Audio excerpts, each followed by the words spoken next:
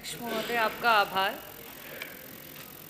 स्वास्थ्य विभाग से जुड़ा हुआ मेरा प्रश्न था और इससे पहले भी कई बार स्वास्थ्य विभाग का प्रश्न मैंने सदन में पूछा।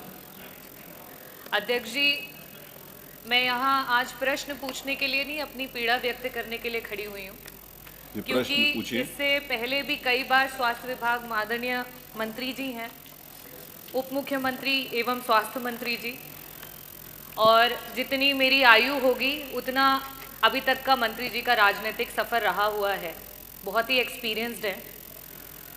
जिस समय ट्रॉमा सेंटर की बात की गई इस सदन में, विपक्ष ने जब सवाल किया तो आदरणीय मंत्री जी के द्वारा कुछ ऐसे शब्दों का प्रयोग किया गया जो वास्तविकता में सिर्फ इस सदन की नहीं, प्रदेश की और विभाग की जो गरिमा है उसको क्षति पहुंचाता है। मैं आपका संरक्षण चाहूँगी अध्यक्ष जी।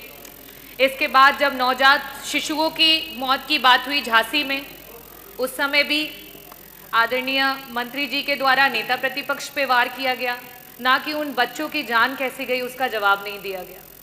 अभी हाल फिलहाल में वापस से जब स्वास्थ्य विभाग पे चर्चा हो रही थी तो श्रद्धेय नेताजी पे टिप्पणी की गई, जहां उनसे रिलेटेड कोई बात नहीं थी, और साथ ही साथ एक विशेष धर्म के लोगों पे कॉन्ट्रासेप्शन के ज्ञान को दिया गया जिसकी यहाँ कोई आवश्यकता नहीं थी। जब मेरे द्वारा इस सदन में मंत्री जी से प्रश्न पूछा गया है, कहीं ना कहीं मंत्री जी आहत हो जाते हैं या उस विभाग के या उस प्रश्न के जवाब उस अनुसार या उस अनुकूल नहीं रहते हैं कि मंत्री जी के द्वारा इस तरीके की क्रियाएं सामने आती हैं। तो अध्यक्ष जी, मैं आपके सामने और इस भरे सदन के सामने यही कहना चाहूँगी कि बार बार मंत्री जी के सवालों और चर्चाओं में ही पूरे विपक्ष को जो है वेल में आना पड़ता है, और इस वजह से मैं मंत्री जी के प्रश्नकाल का बहिष्कार करती हूँ और वॉकआउट करती हूँ। आपने कोई प्रश्न नहीं पूछना? नहीं अध्यक्ष जी, मैं मंत्री जी से प्रश्न नहीं पूछना चाहती।